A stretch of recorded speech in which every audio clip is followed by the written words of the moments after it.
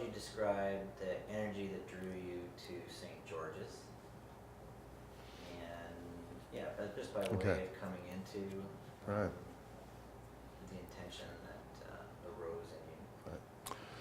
So our community, Cedar Rapids, Iowa, suffered the fourth worst public disaster in U.S. history in 2008, in June of 2008. And we had instantaneous community. It was an unplanned disaster, obviously, but even unforeseen. So the river gauges failed, we didn't know it was going to hit us, and all of a sudden 24,000 people had to be evacuated, and we had instant community. People working shoulder to shoulder to battle this unforeseen issue. That lasted for about 5 days, and then the conflict started. And so we were working purposefully on how a media company could help a local community discern and imagine how to rebuild itself, or how to build for the future. And in that work, we came across the work of Peter Block. We became pretty enamored with his work, and we had several of us reading his book, Community, and trying to imagine how we could help build community more proactively.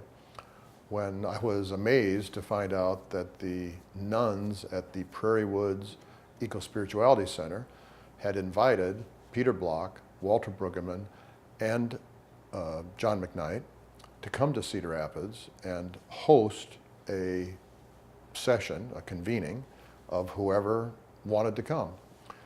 And I was also surprised that Peter Block wanted to bring with him a journalist from Canada doing this generative journalism thing, a guy named Peter Pula. So the four of them came to Cedar Rapids, and I was really amazed at the turnout. 540 people, organized into 90 groups of 6, with the instruction, find people you do not know. Those groups of 6 broke into triads to respond to provocations from the center. The triads then got back together in the groups of 6 and shared what was coming up for them. And then the call went out to all 90 groups of 6, who must speak? And we listened to 4 or 5 people then, and then we started the cycle again. So after a full day of this, we were asked to break into breakout groups relating to topic areas that we cared about, and I cared about education. So I went to the topic area, same setup, group of 6, find 5 people you don't know. The first person who sat down next to me just slumped in her chair and said, "It has been so great to be participating in substantive and authentic conversations. I cannot do that at my school," which was just hit me like a ton of bricks. It was one of the hardest, most or saddest things I'd ever heard. It just really hit me. When the other group came with us, so now we have 6 people, it turned out they were 5 elementary teachers from 5 different districts in our region who did not know each other. Yet all of them had the same experience of frustration, experience of powerlessness, almost victimhood, that others were creating these conflicting programs that literally could not be met. So they were faced with basically, who do I try to serve?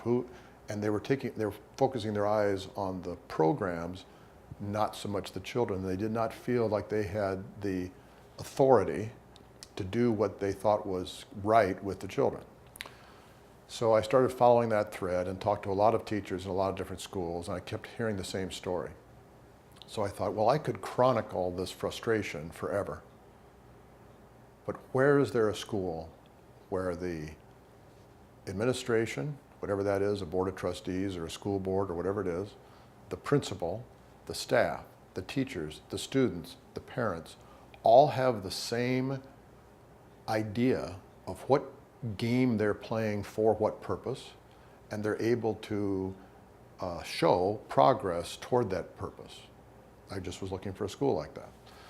I searched all over our region in Iowa. I searched the state of Iowa and wasn't finding anything. So because of an event at MIT, I became connected with some of the networks out of MIT, and they put me in touch with schools in Texas and Virginia and Washington, D.C. and Massachusetts. And I had telephone conversations with many of them. I was able to visit a school in Massachusetts which was doing amazing things, but it wasn't with everyone on board. So at the beginning of 2015, we convened a national conversation with people who care about these issues in Chicago.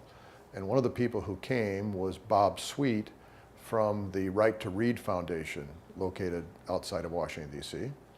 And he heard my story and he said, well, I know you spend a lot of time in London. Please meet my friends in London. So I went to London, and my wife and I went to visit this couple who had been active in their Reading Reform Foundation, another RRF. And they said, oh, we're relatively loose. We don't meet that often, but we're meeting on Saturday. Would you like to come? Well, sure. So I went to this university, and it was a university lecture hall that held about 300 people. I was one of the first ones there. So I sat fifth row center, thought that'd be a good seat for the proceedings.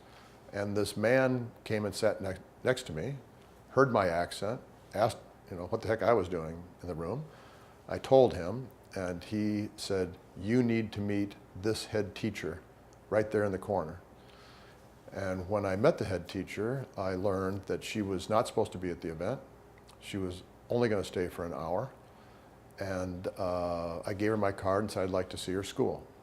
Not really thinking that much would come of it, but a couple days later she wrote to me.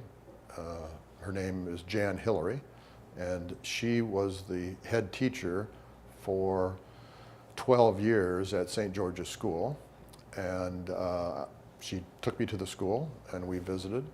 And before I even knew the story, I knew when I entered the building that it was a joyful, life-giving place. You just felt it.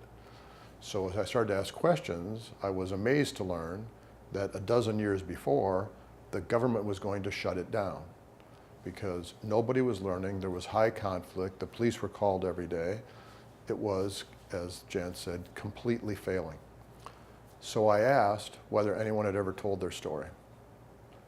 And they said, well, we've had a couple of journalists come, but they're very limited in their methodology. They come with thought up questions. They ask those questions. We're limited by their questions and the responses we give, and we don't really think the whole story's gotten out. So I said, well, let's experiment with some co-creation. And I was thinking of some of the generative journalism things that I've learned at Axiom News. So I arranged, through happenstance, to get a documentarian in London to do this documentary. And then I thought, wouldn't it be great if we actually had principals from Cedar Rapids to see this as well and to participate in the documentary. So I went to the leadership of the Cedar Rapids schools and, making a long story short, basically said, I'm looking for one crazy principal that's willing to overthrow everything that they have learned because it's not really that effective and come to London and visit something that is effective. And two principals raised their hand, Angie Hoyer and Joy Long, and they're in the first video of the transformation of the school. And I'm literally amazed at what power that first video had. Thousands of people have seen it. Many teachers and principals have told me how empowered they were by it, how it's given them hope to try new things. And Angie and Joy have written an editorial in the newspaper in Cedar Rapids saying that they were so moved by what they've learned that they want to bring those approaches to Cedar Rapids. So they've publicly declared it. But they and everyone who saw the first video says, I want more on how exactly this is done and how do they integrate everything. So that's the video we've been working on now, and we're so happy to be able to finally edit here in Axiom News with all the insights of the Axiom News people. And we'll hopefully release that soon, and its primary purpose will be to make the narrative of St. George's more accessible to new teachers or new parents who are considering St. George's or deciding to commit to that effort there, as well as the parents and teachers in Cedar Rapids in the 2 schools that are trying to adopt the St. George's approach. And the St. George's approach is not one thing. It's an orchestration of many things within a growth mindset. So it's not one simple thing that can just be plucked out. But what's amazing to me about St. George's is the joyful being with effectiveness and energy. So one of the teachers who'd been there for over 20 years said she was there because she was mission driven, but 10 years ago she would go home crying and exhausted at the end of every day. She was mission driven, but she was not succeeding in the mission and it was exhausting her. Now she doesn't want to leave. And they're getting great results. Almost every child is learning to read and write well. It's a system that is more fully human, focused on delight in the moment, focused on integrity, focused on authentic learning, focused on joy of learning. And then the academic subjects kind of take care of themselves. So you heard that my journey to St. George's started when Walter Brueggemann came to Cedar Rapids with Peter Block and Peter Pula and John McKnight over 3 years ago. And that visit and Walter's strong commentary that all of human history is the resolution of conflicting narratives. Yet so often we're so locked into one narrative that we can't even imagine that others exist. That really fueled my desire to explore alternative narratives for education. Got to St. George's, made the videos at St. George's that have been fully described. But in making those videos, I asked the head teacher how she got the energy to continue, to persist in the face of all those challenges. And she said it was the support of her chairman of the board, who was unwavering in his support and would always tell her, just keep going. Fall on your nose, get up, keep going, just keep going. So then I asked him what gave him the moral courage to give that continuous support. And he said, Walter Brueggemann. So it came full circle. It strikes me that when you were at St. George's, you had cameras, and you were holding space through a practice of generative journalism. So you were on an exploratory journey in that practice.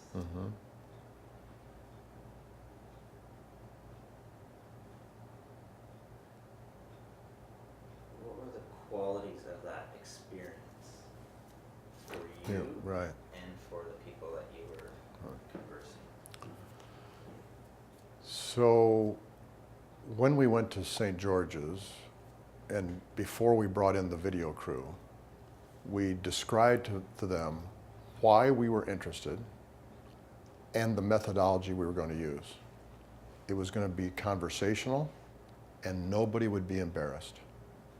That they would have the right to view everything they had done, and if there was anything that made them wince, we would not use it. That set the tone for more authentic conversations. Everyone gets very nervous when a camera is pointed at them. And so what I would do is start them off with very administrative things. You know, name and spell out your name, which everybody does, but then really go into their background and just lots of administrative things. Then I would ask them more particular questions that would get them a little more focused. But then I would start with very open questions, like, what's the essence of St. George's to you? And they would go. sometimes for minutes. And it was often in those open ramblings that we found the nuggets that we used in the video. So they weren't directly responsive to some particular question from me. So in my experience in media over the last almost 20 years, every person who's ever participated in a mainstream media publication or broadcast has the experience varying somewhere between dismay and violation, because they're not only not in control of the process, but oftentimes some clip that doesn't really fit in the context, or some quote that, yes, they may have technically said it, but it doesn't actually advance their position, is used. And they don't have any control of the process or the outcome, and they feel violated. So for the people of St. George's to come back to me after the video and say that they felt strengthened by the process was so affirming to me. They felt strengthened. It's a very contrasting experience. Yes, very contrasting experience. And how was it for you? For me, being at St. George's is deeply delightful and fulfilling. I've been focused on early literacy, early education for the last 25 years, and have mostly perceived conflict. So to be with a group of administrators and teachers and children that are experiencing so much joy in the present and so much love of learning and so much fulfillment, it's just a wonderful, joyful place to be.